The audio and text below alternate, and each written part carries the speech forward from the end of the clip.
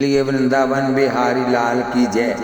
आप भाग्यशाली हैं, आप घर बैठे श्री भक्तमाल की कथा सुन रहे हैं। आज आप श्री रंती देव भक्त जी की कथा सुनी।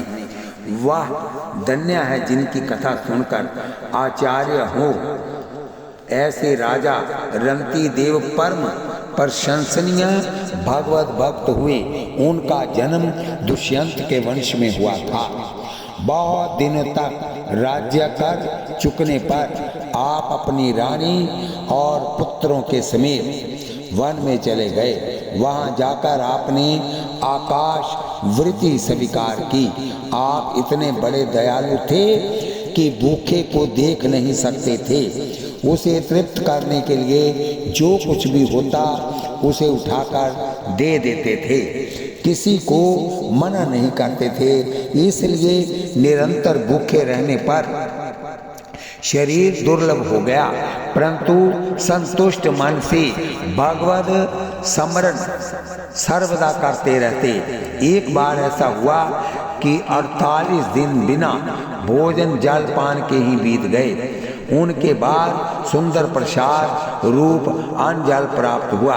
वह तीनों भोजन करने जा रहे थे कि इतने में एक ब्राह्मण अतिथि आ गए। उन्हें रंती देव ने सादर भोजन कराया।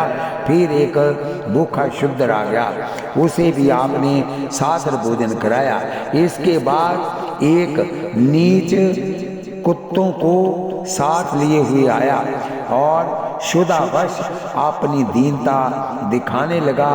दयावश शेष बचे हुए अन्न से नीच तथा कुत्तों को संतुष्ट कर दिया। अब केवल थोड़ा सा जल ही शेष रहा था। उसे वह पीना चाहते थे कि एक वनवासी पुलकस ने आकर कहा, राजन तुम बड़े परोपकारी हो, मैं कई दिनों का प्यासा हूँ। रंती देव ने जल भी उन्हें पिला दिया। वह उन ब्राह्मण शुद्र चंडाल और कुत्तों में भगवान के ही दर्शन कर रहे थे। जब राजा ने बिना किसी कष्ट के सबका आतिथ्य किया, तब स्वयं भगवान प्रकट हो गए। वस्तुतः इन रूपों में आकर भगवान ही भक्त निष्ठा को देख रहे थे। भगवान ने वर देने का प्रलोभन दिया, तब आपने इस लोक तथा ब्रह्मलोक तक के सुखों को तुच्छ मानकर यही वर मांगा कि संसारी प्राणियों के पापों का फल रूप दुख मैं भोगूं और वह सभी सुखी हो जाएं। ऐसी विलक्षण भक्ति राजा रंती देव के हृदय में छाई थी। ये ऐसे भक्त हुए हैं कि आप भूखे रहकर भी दूसरों को खिलाते हैं और दूसरों का दुख जो ले वही भक्त होता है। अब आप दुष्यंत की कथा सुनेंगे। चंदर वंशा वशामशंत राज ऋषि पूर्व की वंश परंपरा में महाराज दुष्यंत पूर्व वंश की कीर्ति का विस्तार करने वाले महान पराक्रमी तथा चारों समुद्रों से गिरी हुई समुची पृथ्वी के पालक सार्वभौम चक्रवर्ती सम्राट थे। ये बल में भगवान विष्णु एवं तेज में भगवान सूर्य के समान थे। यथा ये समुद्र के समान अक्षुम्य एवं पृथ्वी के समान महान सहनशील थे। इनके राज्य में समस्त प्रजा अपने अपने धर्म के पालन में रत रहती थी। लोग देवाराधन आदि कर्मों को निष्काम भाव से करते थे। परम धर्मात्मा राजा दुष्यंत का आश्रय लेकर संपूर्ण प्रजा निर्भय हो गई थी। इन्हीं के पुत्र भरत थे, जिनके नाम से इस वर्ष खंड का नाम भारतवर्ष पड़ा है। विशेष बोलिए वृंदावन बिहारी लाल की जय। इन्हीं के वंश में परमोधार राजा रंती देव भय। इनका निर्मल जश इस लोक एवं परलोक में सब जगह गाया जाता है। ये महाराज संस्कृति संस्कृति के पुत्र थे।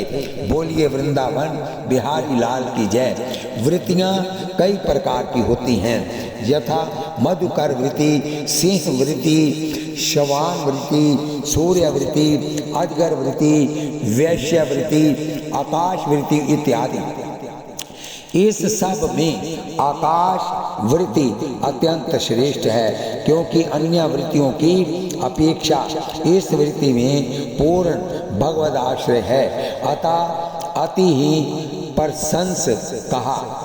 ये अपने राज्य काल में भी बिना उद्योग के ही दैववश प्राप्त वस्तु का ही उपभोग करते। परिणाम स्वरूप राज कोष में वृद्धि तो होनी नहीं थी, खर्च नित्य प्रति का था, अतः वह दिनों दिन घटता जा रहा था। इसी बीच अचानक देश में अनावृष्टि के कारण बड़ा भारी दुर्भिक्ष पड़ गया, अकाल पड़ गया। पर दुख कातर राजा रंती देव ने संपूर्ण राज्य कोष, अन्नाधार आदि सब शुदा पीड़ितों की सेवा में व्यय कर दिया। अंत में व्यवस्था ऐसी आ गई कि स्वयं रंती देव तथा उनके परिवार के भोजन के लिए 2 मुट्ठी अन्न राज सदन में नहीं रह गया। प्रजा का दुख देखा नहीं जाता था, निवारण का कोई साधन शेष नहीं रह गया था। अतः राजा रंती देव ने स्त्री पुत्र को साथ लेकर चुपचाप महल छोड़कर वन की राह ली। परंतु अकाल के समय वन के कंद मूल, फल फूल, पत्ते भी क्या बच पाते हैं। भूखे मनुष्य तो वृक्षों की शाल तक छील कर खा जाते हैं। स्थिति ये आ गई कि राजा रंती देव को पूरे 48 दिन बीत गए, अन्न जल के कहीं दर्शन न हुए। प्रातःकाल ही उन्हें कुछ धृत, खीर, हलवा और जल मिला। तत्वज्ञा, पुरुष विद्या और विनय से युक्त ब्राह्मण तथा गौ, हाथी, कुत्ते और चंडाल में भी समभाव से एक ही आत्मा का व परमात्मा को देखने वाले होते हैं। भगवान श्री कृष्ण ने ऐसे साधक को सर्वश्रेष्ठ योगी कहा है। और भगवान ने अर्जुन से एक बार कहा, हे अर्जुन, जो योगी अपनी सादृश्यता से संपूर्ण भूतों में सम देखता है और सुख अथवा दुख को भी सब में सम देखता है, वह योगी परम श्रेष्ठ माना गया है। परंतु ऐसे महात्मा होते हैं परम दुर्लभ। बोलिए वृंदावन बिहारी लाल की जय। त्रिशार्त चंडाल की अत्यंत करुणापूर्ण वाणी को सुनकर रंती देव दया से अत्यंत संतप्त हो उठे और ये अमृतमय वचन कहने लगे, मैं भगवान से 8 सिद्धियों से युक्त परम गति नहीं चाहता, और तो क्या मैं मोक्ष भी कामना नहीं करता। मैं चाहता हूँ तो केवल यही कि मैं संपूर्ण प्राणियों के हृदय में स्थित हो जाऊं और उनका सारा दुख मैं ही सहन करूं, जिससे और किसी भी प्राणी को दुख ना हो। ये दीन प्राणी जल पीकर जीना चाहता था। जल दे देने से इनके जीवन की रक्षा हो गई तथा इसकी ही नहीं, मेरी भी भूख प्यास की पीड़ा, शरीर की शिथिलता, दीनता, गलानी, शोक, विषाद और मोह, ये सब के सब जाते रहे, मैं भी सुखी हो गया। भक्त शिरोमणि श्री प्रहलाद की भी यही कामना थी। हे प्रभु, मुझे राज्य, स्वर्ग, मुक्ति आदि कुछ भी नहीं चाहिए। मेरी कामना तो केवल यही है कि अनेकों तापों से संतप्त प्राणियों के समस्त दुख दूर हों। यद्यपि श्री रंती देव जी के प्राण जल के बिना स्वयं कंठगत हो रहे थे। फिर भी स्वभाव से ही उनका हृदय इतना करुणापूर्ण था कि वह अपने दुखों की किंचित परवाह नहीं किए। श्री सुखदेव जी कहते हैं कि परीक्षित, ये अतिशय वास्तव में भगवान की रची हुई माया के ही विभिन्न रूप थे। परीक्षा पूर्ण हो जाने पर भक्तवत्सल, कल्पतरु, भगवान विष्णु, ब्रह्मा और शिव, ये तीनों ही वरदायक देव उनके सामने प्रकट हो गए। श्री रंती देव ने उनके चरणों में नमस्कार किया। उन्हें भगवान के सिवा और किसी भी वस्तु की इच्छा तो थी ही नहीं। वे भगवत कृपा से सर्वदा सप्रिया और आसक्ति से रहित हो गए थे। अतः उन्होंने अपने मन को पूर्ण रूप से भगवान में लगा दिया। इसलिए त्रिगुणमयी माया जागने पर स्वप्न दृश्य के समान नष्ट हो गई। तभी तो नाबा जी कहते हैं कि हरि माया करे। श्री रंती देव के अनुयायी भी उनके समान ही उनके संग के प्रभाव से योगी हो गए और सब भगवान के ही आश्रित हो परम भक्त बन गए। अब आप कथा सुनेंगे महर्षि उत्तंक भक्त जी की। ये बड़े भारी तपस्वी और गुरु भक्त थे। इन्होंने जीवन में गुरु के सिवा दूसरे किसी देवता की आराधना नहीं की थी। जब ये गुरुकुल में रहते थे तब उन दिनों सभी ऋषि कुमारों के मन में ये अभिलाषा होती थी कि हमें भी उत्तंक के समान गुरु भक्ति प्राप्त हो। महर्षि गौतम के बहुत से शिष्य थे, परंतु उनका सबसे अधिक प्रेम उत्तंक में ही था। उत्तंक के इंद्रियां, संयम, ब्रह्मव्यंतर की पवित्रता, पुरुषार्थ, कर्म और उत्तमोत्तम सेवा से गौतम जी बहुत प्रसन्न रहते थे। इधर गुरु भक्त उत्तंग भी ऐसे सेवा में लीन हुए कि वह ये नहीं जान सके कि मेरा बुढ़ापा आ गया। एक दिन ये वन से लकड़ियों का भारी गट्ठा सिर पर धरकर ले आए और जब आश्रम में आकर उस बोझ को वह जमीन पर गिराने लगे तो उस समय चांदी के तार की भांति सफेद रंग की उनकी जटा उलझकर लकड़ियों के साथ ही जमीन पर गिर पड़ी। मुनि भार से तो दबे थे ही, भूख प्यास से भी अत्यंत पीड़ित हो रहे थे। उसी में जब उन्हें अपने श्वेत केशों को देखकर ये भान हुआ कि मैं वृद्ध हो गया, तो बहुत ही आर्त होकर रोने लगे। उस समय पिता की आज्ञा पाकर परम सुशीला गौतम पुत्री ने अपने हाथों से उत्तंग के आंसुओं को ग्रहण कर लिया, परंतु उन अश्रु बिंदुओं से उनके दोनों हाथ जलने लगे।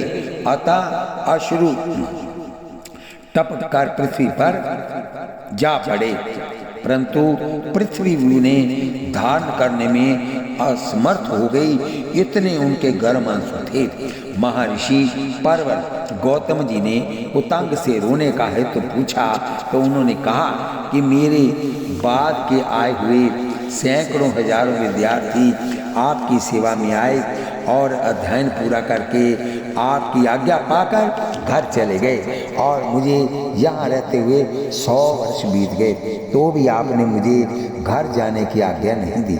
गौतम जी ने कहा, विप्रवर, तुम्हारी गुरु सेवा से मैं ऐसा मुग्ध हो गया कि इतना अधिक समय बीत गया तो भी मेरे ध्यान में ये बात आई ही नहीं। अब यदि आज तुम्हारे मन में यहाँ से जाने की इच्छा हुई है तो मेरी आज्ञा को स्वीकार करो और शीघ्र ही यहाँ से अपने घर को चले जाओ। जब श्री उत्तंग जी ने गुरु दक्षिणा के लिए आज्ञा मांगी तो गुरु गौतम जी ने कहा कि तुमने जो सेवा की है उसी से मैं बहुत संतुष्ट हूँ, इसमें तनिक भी संशय नहीं है। द्विजवरे, यदि आज तुम 16 वर्ष की तरुण हो जाओ तो मैं तुम्हें पत्नी रूप से अपनी कुमारी कन्या अर्पित कर दूंगा, क्योंकि इनके सिवा दूसरी कोई स्त्री तुम्हारे तेज को नहीं सह सकती। गुरु जी की प्रसन्नता के लिए उतंग जी ने तपोबल से तरुण होकर उस जस शवनी कन्या का पानी ग्रहण किया और वह 16 वर्ष के हो गए। पश्चात उतंग ने गुरु पत्नी अहल्या से कहा, माता जी मुझे आज्ञा दीजिए, मैं गुरु दक्षिणा में आपको क्या दूं? मैं अपना प्राण देकर भी आपका प्रिय करना चाहता हूँ। अहल्या ने कहा, पुत्र मैं तुम्हारी भक्ति भाव से ही परम प्रसन्न हूँ, तुम्हारा कल्याण हो, अब तुम्हारी जहाँ इच्छा हो वहाँ जाओ। परंतु उतंग ने जब बहुत आग्रह किया तो अहल्या ने कहा, बेटा राजा सौदास की रानी ने जो दिव्या मणिमय कुंडल धारण कर रखे हैं उन्हें ले आओ, उनके ला देने से तुम्हारी गुरुदक्षिणा पूरी हो जाएगी। तब बहुत अच्छा कहकर उतंग राजा सौदास से कुंडलों की जांचना करने के लिए वहां से पर स्थित हुए।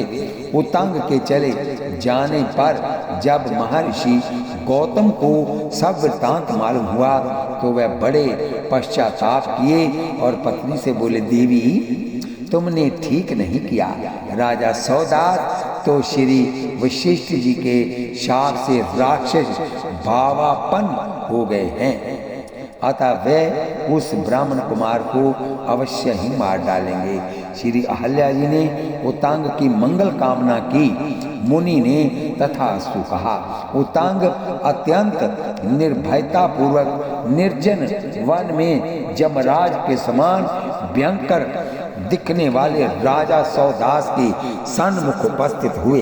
राजा ने कहा, द्विज श्रेष्ठ, दिन के छठे भाग में मेरे आहार का विधान किया गया है। ये वही समय है, मैं भूख से पीड़ित हूँ, तुम भले आए। उतंग बोले, राजन आपको मालूम होना चाहिए कि मैं गुरुदक्षिणा के लिए आया। मनीषी पुरुषों का कथन है कि शुभ कार्य के लिए अदोगशील पुरुष अवध्य होता है, परंतु जब उतंग ने देखा कि ये शापाभिभूत होने के कारण मुझे खाना ही चाहता है, तब इन्होंने कहा, महाराज मैंने गुरु को जो वस्तु देने की प्रतिज्ञा की है वह आपके ही अधीन है, अतः नरेश्वर मैं आपसे उसकी भीख मांगता हूँ। आप मेरी याचना को पूर्ण करें और विश्वास करें, मैं गुरुदक्षिणा चुकाकर फिर आपके पास आ जाऊंगा, तब मुझे खा लेना। श्री उतंग की सुदृढ़ गुरु निष्ठा और सत्य प्रतिज्ञा के प्रभाव से सौदास का हृदय परिवर्तित हो गया। वह मुनि के खाने का निश्चय छोड़ दिए और बोले, प्रिय शिरोमणि, आप रानी के पास जाइए और मेरी आज्ञा सुनाकर कहिए कि आप मुझे कुंडल दे दें। महर्षि उतंग राजा सौदास की महारानी मदयंती के पास जाकर अपना प्रयोजन सुनाए। रानी ने कहा, मुनि श्रेष्ठ, मेरे ये दोनों मणि में कुंडल दिव्या हैं। देवता, यक्ष, महर्षि लोग भी विविध उपायों से इसे चुरा ले जाने की इच्छा से सिद्धान्वेषण करते रहते हैं, कोई न कोई जतन करते रहते हैं। यदि इन कुंडलों को पृथ्वी पर रख दिया जाए तो नाग इसे हड़प लेंगे। अपवित्र अवस्था में धारण करने पर इन्हें यक्षगण और निद्रावस्था में इन्हें पहनकर सो जाने से देवगण इसे बलात्कार पूर्वक छीन ले जाएंगे। ये दोनों कुंडल रात दिन सोना टपकते रहते हैं। रात्रि में ये नक्षत्र की आभा को भी छीन लेते हैं। इन्हें धारण कर लेने पर भूख प्यास का भय नहीं रह जाता। धारण विष अग्नि एवं हिंसक जंतुओं से भी निर्भय हो जाता है। कुंडलों के इन दिव्य गुणों से आकृष्ट होकर सभी लोग इन्हें प्राप्त करने का प्रयत्न करते हैं। ब्राह्मण यद्यपि आप महाराज के ही पास से उन्हीं का आदेश लेकर आए हैं, तथापि आपको इस बात का कोई प्रमाण अवश्य लाना चाहिए। मुनि उतंग पुनः राजा सौदास के पास आकर रानी का कथन सुनाए। राजा ने अपने संबंध के कुछ सांकेतिक वचन कहे जिन्हें रानी समझती थी, और सौदास ने ये भी कह दिया कि अब आपको मेरे पास आने की आवश्यकता नहीं है। मुनि ने जाकर उन्हें रानी को सुनाया। महारानी मदयंती ने स्वामी का वचन सुनकर तत्काल अपने मणिमय कुंडल मुनि को दे दिए। उतंग उन कुंडलों को लेकर बड़े वेग से गौतम मुनि के आश्रम की ओर चले। रास्ते में उन्हें एक स्थान में बड़े जोर की भूख लगी। वहां पास ही फलों के भार से झुका हुआ एक बेल का वृक्ष था। उतंग उस वृक्ष पर चढ़ गए और कुंडलों को मृग चर्म में लपेटकर वृक्ष की शाखा पर धर दिए। संयोग से एक बेल उस मृग चर्म पर गिर पड़ा, जिससे वह पृथ्वी पर गिर पड़ा और कुंडल भी पृथ्वी पर गिर पड़े।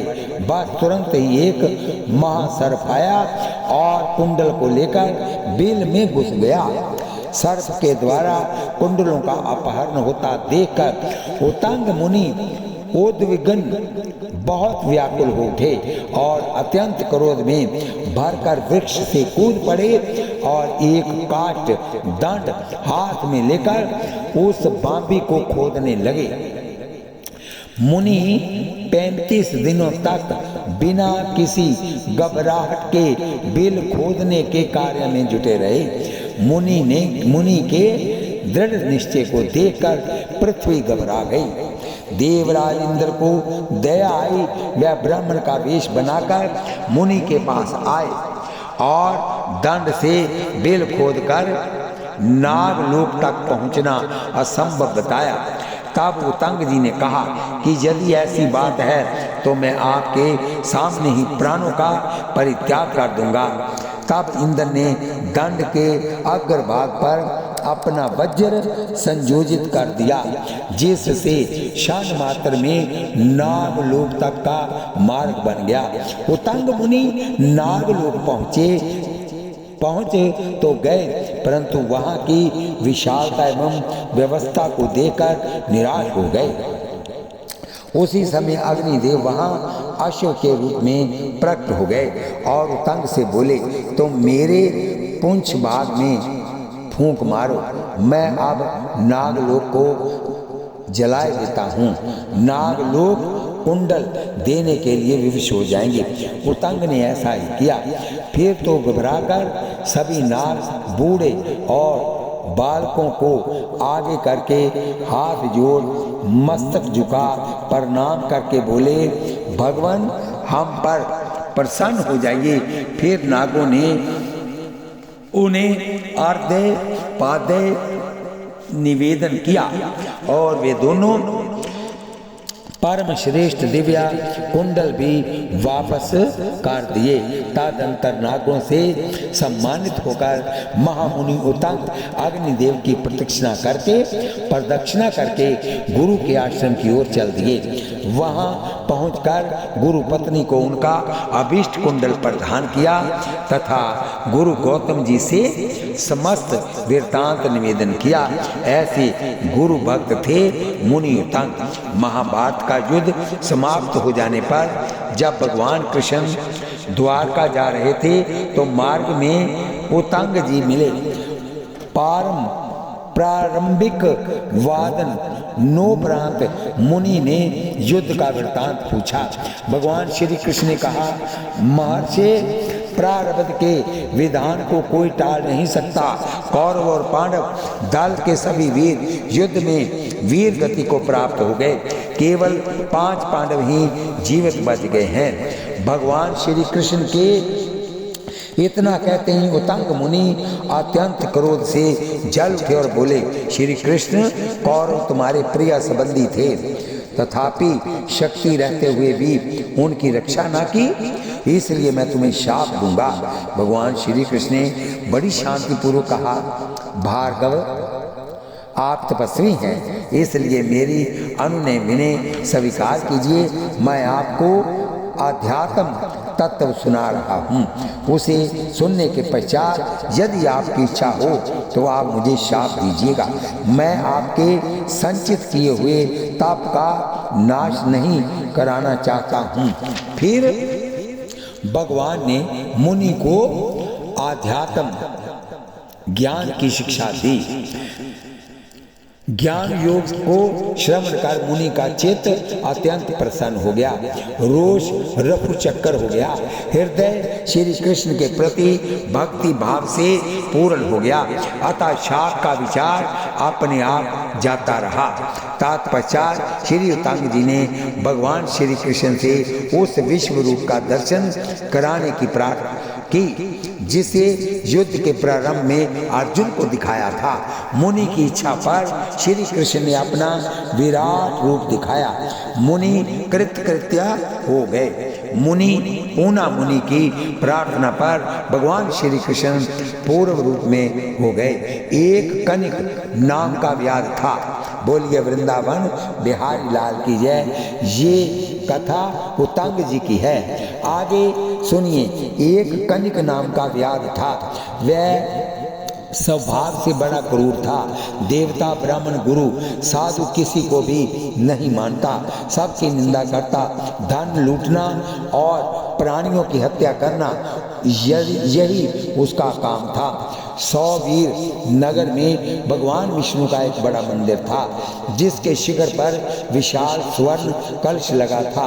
उस कलश को देखकर वह व्याध मन में ये अनुमान करके कि मंदिर में बहुत धन होगा, रात के समय घुसा। मंदिर में महामुनि उतंग बैठकर नेत्र बंद किए हुए भगवान के ध्यान में मगन थे। उस दुष्ट व्याध ने मुनि को धक्का देकर पटक दिया और उसकी छाती पर पैर रखकर एक हाथ से उनके केश पकड़कर उनका सिर तलवार से काटने को उद्यत हुआ। मुनि ने नेत्र खोले और उसकी ओर देखा। उसके नेत्रों में ऐसा तेज और स्नेह उमड़ रहा था कि उस डाकू पर जादू सा हो गया।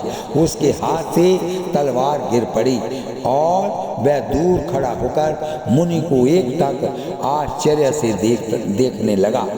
बड़े ही शीतल शब्दों में मुनि ने उससे कहा, जो अपराध करता है उसे दंड दिया जाता है। मैंने तो तुम्हारा कोई अपराध किया नहीं, तब मेरा वध क्यों करना चाहते हो? साधु तो सताने वाले को भी क्षमा करते हैं और उसका कल्याण करते हैं। पाप से धन एकत्रित करके जो भी परिवार का पालन करते हैं, मरने पर पाप का फल उन्हें अकेले ही भोगना पड़ता है। अरे भाई, तुम क्या कर रहे हो? ये तुमने कभी सोचा है इस पाप का कितना भयंकर फल होगा? इस पर तुमने कभी विचार किया है? ये जीवन तो भगवान की प्राप्ति के लिए तुमको मिला है, ना कि पाप बटोरने के लिए। मोह को छोड़कर भजन में लगो, इससे तुम्हारा कल्याण होगा।